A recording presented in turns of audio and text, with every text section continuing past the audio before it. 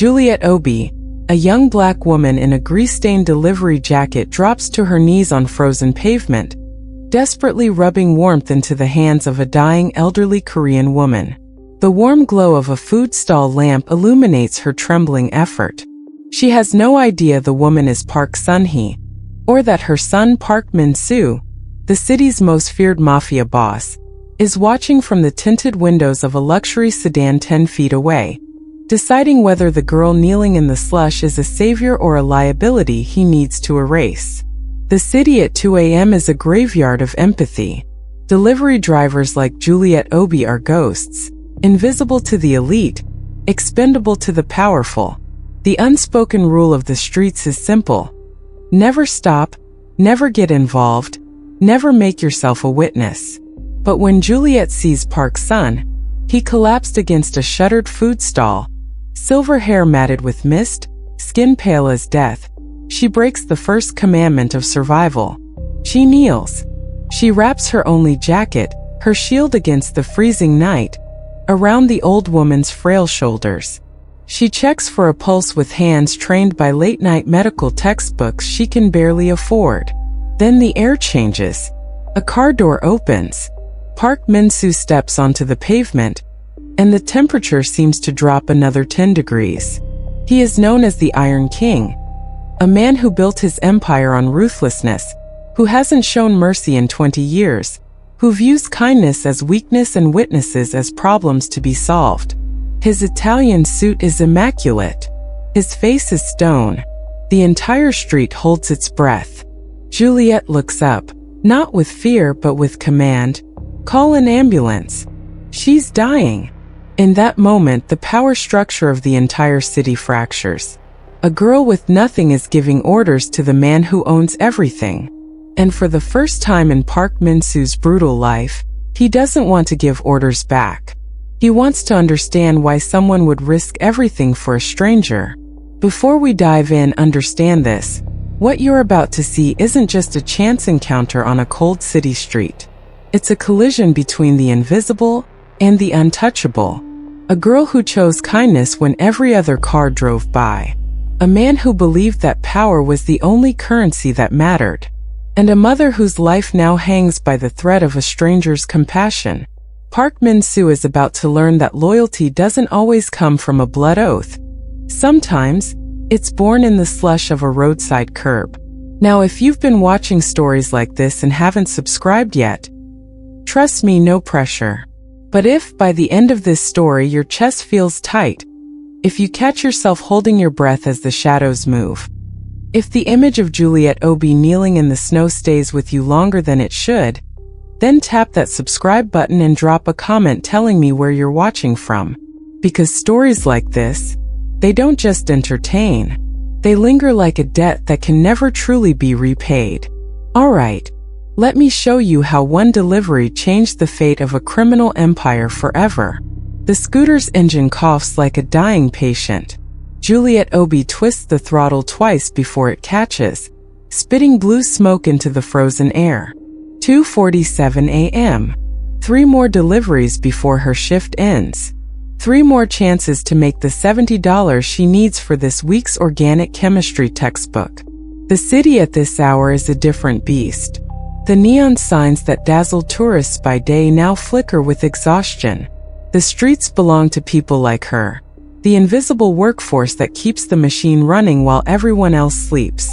Delivery drivers, street cleaners, night nurses, ghosts in high-visibility vests. Juliet's phone buzzes against her thigh. Another order. Jajangmyeon to an address in Gangnam. $12 plus tip if she's lucky. She won't be lucky. The penthouse orders never tip the black girl on the scooter. Her fingers are numb even inside her gloves. The delivery jacket, thin polyester stamped with the company logo, does almost nothing against the wind that cuts through the high-rises like a blade. She should have bought the thermal layer last month. But then her landlord increased the rent, and the thermal layer became a choice between warmth and a roof. Medical school. The thought is both anchor and albatross. 2 more years of this grind, 2 more years of double shifts and stolen sleep, And maybe she'll be Dr. Juliet Obi instead of the delivery girl. She pictures it sometimes, late at night when exhaustion makes her sentimental. A white coat, a stethoscope, the ability to save people instead of just bringing them cold noodles. The scooter hits a patch of black ice. Juliet's heart jumps, but her hands stay steady. She's learned to navigate this city's cruelty with the same precision she uses to memorize the Krebs cycle. Every pothole mapped, every dangerous intersection memorized. Survival is just another subject she's acing. She turns onto Sejong Road, and that's when she sees the silver hair against the darkened food stall. At first, Juliet thinks it's a pile of discarded blankets. Then the blankets move, a shallow rattling breath that sends mist into the cold air. She doesn't think. Thinking is what gets people killed in this city, what turns good Samaritans into cautionary tales. But her hands are already on the brakes, her feet hitting the pavement before her brain can override her training. The woman is elderly, Korean. Her skin has the waxy pallor Juliet recognizes from her emergency medicine textbook, the kind that means the body is shutting down, prioritizing the core over the extremities. Silver hair frames a face that might have been elegant once, before gravity and time and whatever brought her to this frozen roadside stole that dignity away. "Ma'am." Juliet's voice cracks. She drops to her knees, ignoring the slush that immediately soaks through her jeans. Her fingers find the woman's wrist. Pulse present but thready. Breathing shallow. Skin temperature dangerous. Behind her, a taxi slows, the driver's eyes meeting hers through the window. For a moment, Juliet thinks he'll stop. Then the light turns green and he accelerates, leaving her alone with the dying woman and the understanding that in this city, involvement is a luxury no one can afford. Except Juliet can't afford not to be involved. It's the fundamental flaw in her wiring, the thing her roommate calls reckless empathy, and her professors call inappropriate emotional attachment. She sees suffering and her hands move before her survival instinct can stop them. The woman's eyes flutter open, dark, unfocused, searching for something in the darkness above. "Stay with me," Juliet whispers. She shrugs out of her delivery jacket, the cold immediately attacking her thin uniform shirt, and wraps the polyester around the woman's shoulders. Her medical training kicks in. Elevate the legs, preserve core heat, keep her talking if possible. "What's your name? Can you tell me your name?" The woman's lips move, but no sound comes out. That's when Juliet hears the car door open behind her. Park Min-Soo has been watching his mother die for 3 minutes and 47 seconds. Not metaphorically, literally. From the climate-controlled interior of his sedan, he has observed Park Sun-hee's collapse with the same clinical detachment he applies to business negotiations and rival executions. She insisted on walking alone tonight, her weekly ritual of independence, her small rebellion against the gilded cage he's built around her. He followed at a distance as always, watching, protecting from the shadows. When she fell, his hand moved to the door handle, then stopped. His mother has been dying for years. Congestive heart failure, the doctors said. 6 months, maybe 12 if she's lucky. Min-Soo has spent millions on specialists, experimental treatments, around-the-clock care. None of it matters. Death doesn't negotiate. It doesn't respect power or money, or the fact that Park Min-Soo has never lost anything he wasn't willing to sacrifice. He expected her to die eventually. He did not expect the girl on the scooter. She appears like a ghost, too fast for him to intercept, too sudden for his instincts to catalog as threat or opportunity. One moment the street is empty.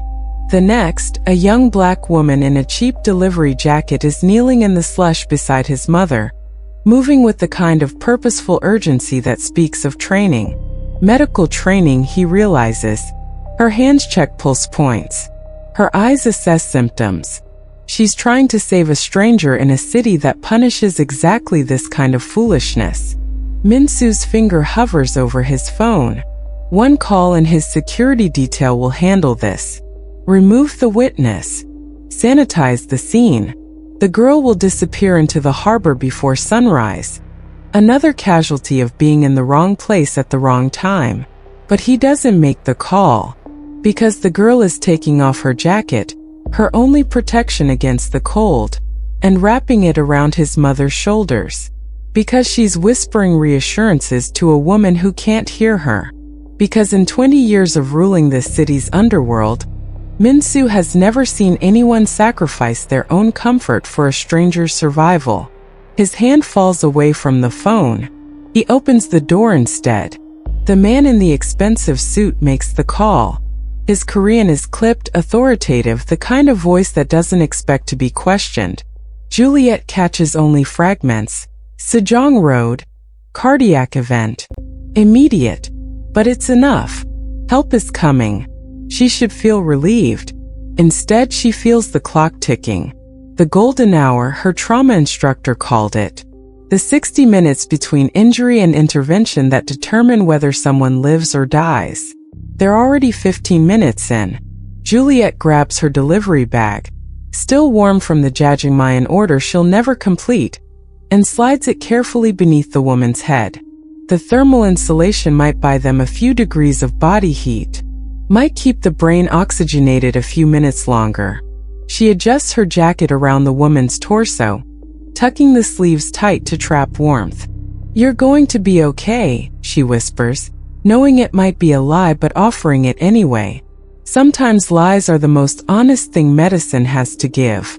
The woman's eyes open again, clearer this time. She studies Juliet's face with an intensity that feels like recognition, though they've never met. Her lips form words in Korean, soft, urgent, maternal. "I don't understand," Juliet says gently. "I'm sorry, I don't speak." The woman's hand finds hers.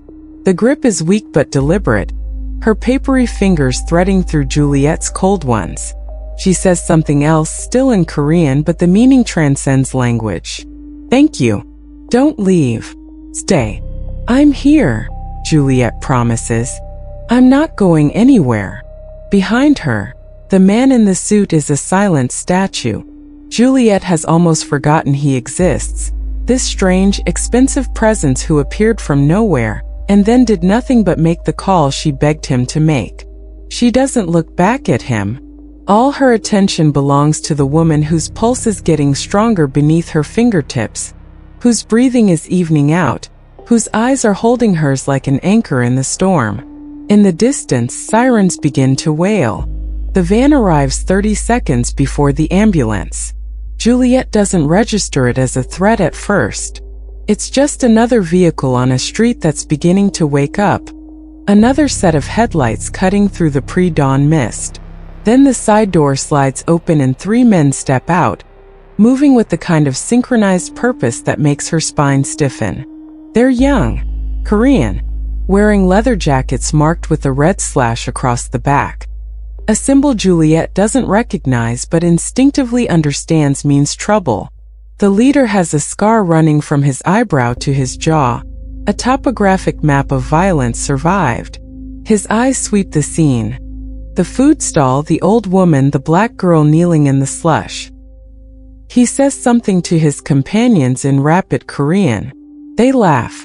Juliet's heart begins to hammer. She shifts her position slightly, placing herself more firmly between the men and the woman whose pulse she can still feel beneath her fingertips. The sirens are close now, maybe 2 minutes away. But 2 minutes is an eternity when you're alone on a dark street with men who look at you like you're not quite human. The scarred man approaches.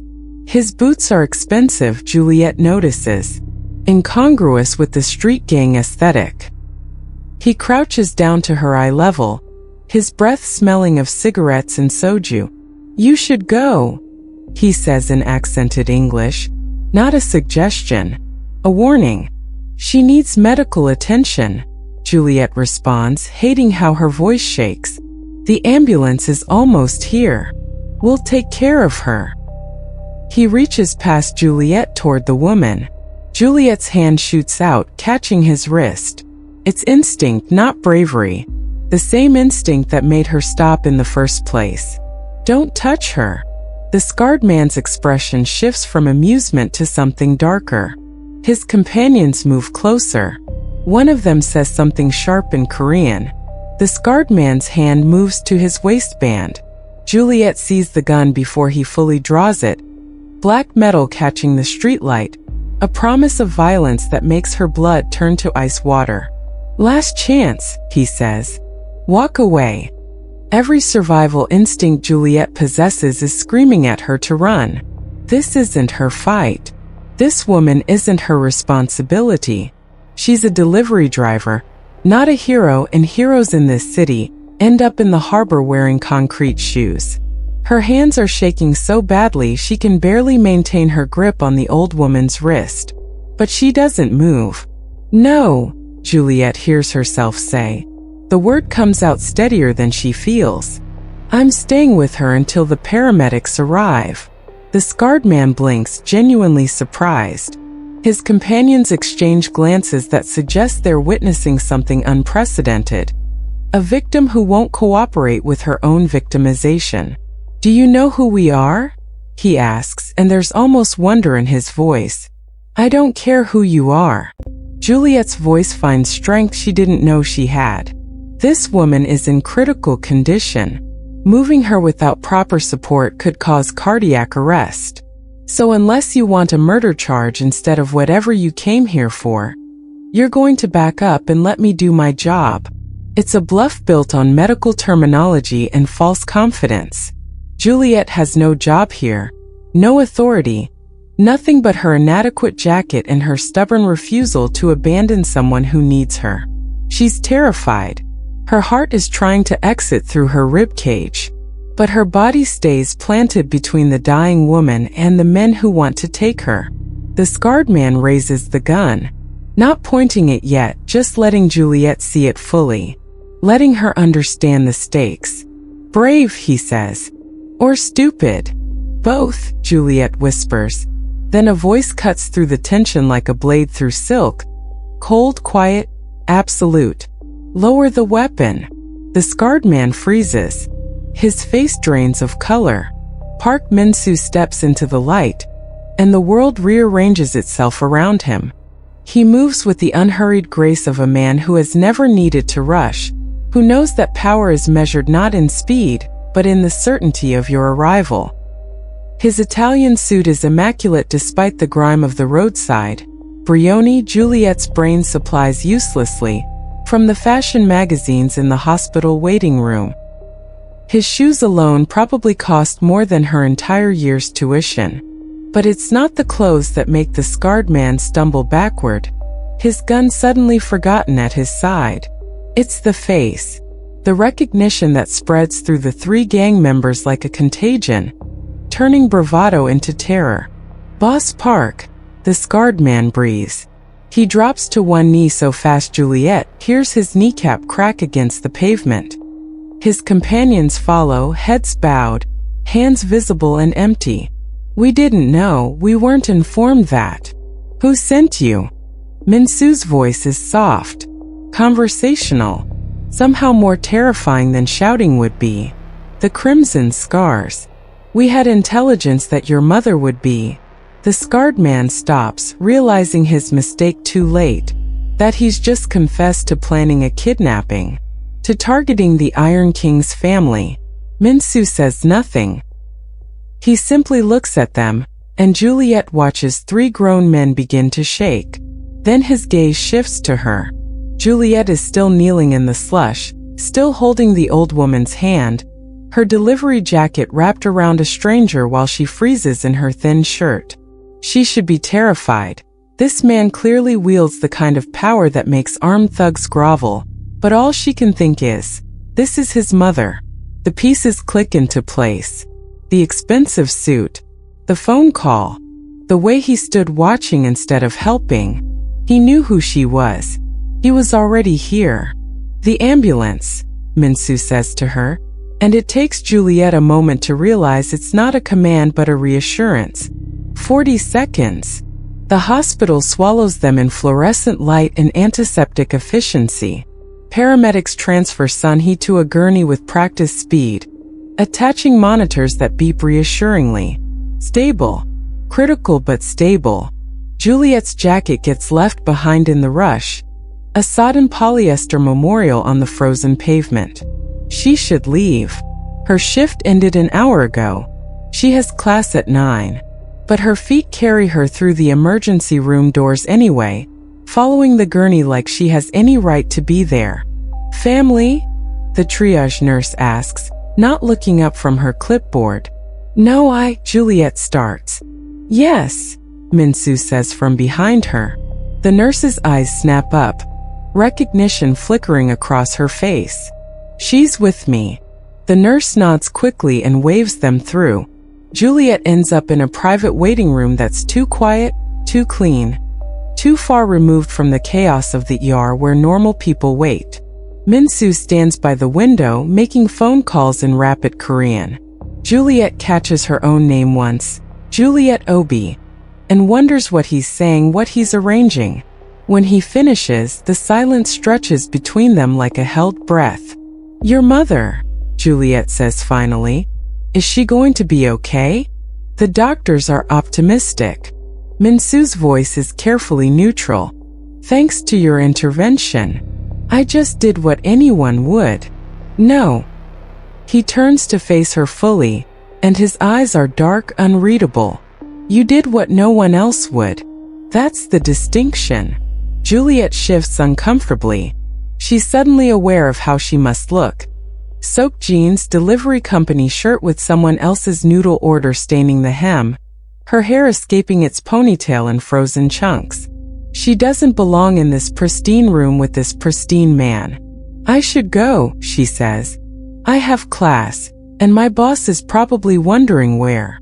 Your employer has been contacted. Your shift has been covered. Juliet blinks. How did you? Thank you, Miss Obi, Min-Soo says, and it sounds like a dismissal, like the closing of a door. She nods and leaves, never seeing his hand pull out his phone again. Min-Soo's driver pulls up outside an apartment building that should have been condemned a decade ago.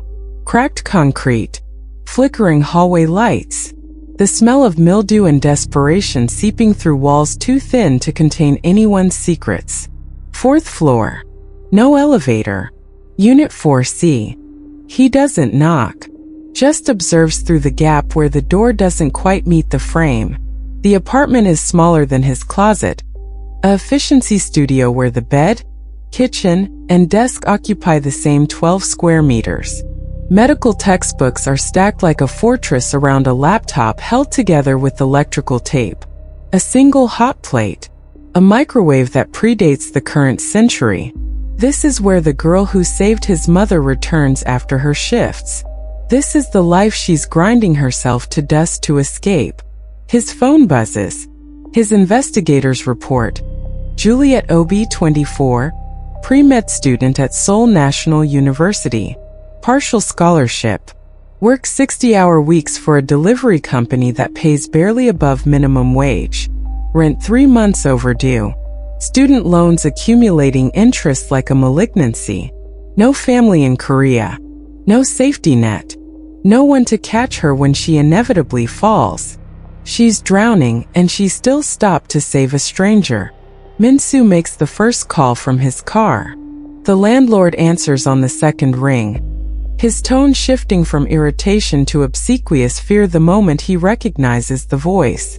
By the time Min-Soo hangs up, Juliet's back rent has been forgiven due to an accounting error, and her lease renewed at half price. The second call is to the university bursar.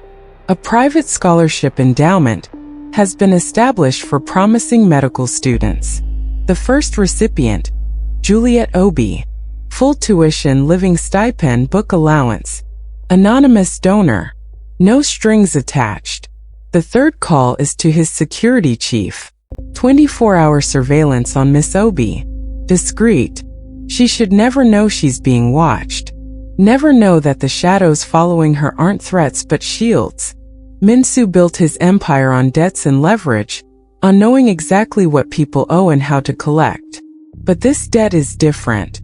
This debt he realizes he'll spend the rest of his life trying to repay. The Crimson Scars make their move 3 days later, because men who traffic in violence are predictable in their stupidity. They wait outside Juliet's apartment building at 3 a.m., the same 3 men from the roadside plus 2 reinforcements. The scarred leader has convinced himself that the girl is a loose end, a witness who saw too much, a problem that needs erasing before she connects dots that could unravel their entire operation. He's wrong about almost everything, but especially about being unseen. Min-Soo's surveillance team reports the movement within seconds. By the time the Crimson Scars van parks across the street, Min-Soo is already in motion. He doesn't bring an army, doesn't need one. Just 3 of his most efficient operators and the kind of quiet brutality that's made him a legend in the underworld. They move like smoke through the pre-dawn darkness, extracting the Crimson Scars from their vehicle with the clinical precision of surgeons removing a tumor. The scarred leader recognizes Min-Soo too late, his bravado evaporating as he's pressed against the van's side panel. "You came to my city," Min-Soo says quietly, his hand around the man's throat. "Threatened my mother. Pointed a weapon at an innocent girl." Each phrase is punctuated by increased pressure. "Did you think there would be no accounting?" The scarred man tries to speak. Can't. His eyes bulge with the understanding that he's already dead. It's just a question of when. "Here's what happens next," Min-Soo continues, his voice never rising above conversational. "The Crimson Scars cease to exist. Your leadership will receive notification of this at sunrise, along with evidence of your failure. Those who scattered will scatter further. And you," he leans closer, "you disappear. Completely." He releases his grip. The scarred man collapses, gasping. "If Juliet Obi is ever threatened, approached, or inconvenienced by anyone in your organization, past, present, or future, I will revisit this conversation with less mercy." Above them, in apartment 4C, Juliet sleeps, dreaming of medical school, unaware that the monster under her bed just killed all the other monsters. 1 year later, Juliet Obi walks through the halls of Seoul National University Medical School, wearing a white coat with her name embroidered on the breast pocket. Dr. Juliet Obi, not yet, but soon. The dream that once seemed impossibly distant now fits around her shoulders like it was always meant to be there. The scholarship appeared like magic. Anonymous donor. Full ride. When she tried to refuse it, convinced there had been some mistake, some cosmic error in the universe's accounting, the bursar had smiled and said, "Miss Obi, someone believes in your future. Let them." She still works, though not the killing hours that nearly broke her. Part-time at the university clinic, gaining practical experience instead of delivering cold noodles to penthouse apartments. Her new apartment has heat that works. Her textbooks are new, not third-generation hand-me-downs held together with hope and packing tape. Sometimes she thinks about that night. The frozen pavement. The silver-haired woman whose hand she held. The man in the expensive suit who appeared from nowhere, and then vanished just as completely. She tried to find them once, asked at the hospital, but the records were sealed, the trail cold. She's learned to accept mystery as part of her new life. The delivery arrives on the anniversary of that night. A single white lily in an elegant black box. No return address. Just a card in precise handwriting. For the girl who didn't look away. Juliet stands in her apartment, her warm, safe apartment, holding the flower like a question she'll never get to ask. She doesn't know about the surveillance team that's been protecting her for 12 months. Doesn't know about the gang that no longer exists. Doesn't know about the man who watches her from a distance, measuring his own humanity by her continued success. She only knows that once, she stopped on a frozen street when no one else would. And somehow, impossibly, the universe stopped back. Sometimes the smallest hands carry the greatest power to change everything. But Juliet Obi has no idea that saving a life was only the beginning of her transformation. She thinks she's just a doctor in a marriage of convenience. She thinks her past is 7,000 miles away in Texas. But as we speak, Jason Clarke has just landed at Incheon Airport. He's obsessed, he's dangerous, and he still thinks Juliet is that same vulnerable girl he can control. He's about to make the most terrifying mistake of his life. He's coming for a victim, but he's going to find the Dragon of Soul instead. Does Jason realize that 20 safety latches are already clicking into place behind him? Not yet, but he will. Thanks for watching, and you must subscribe and hit that notification bell right now. You do not want to miss part 2, The Return of the Ex, where we see exactly what happens when a bully walks into a den of wolves, and Min-Soo proves that no one, touches his wife and lives to tell the tale. See you in part 2. It's going to be a bloodbath of justice.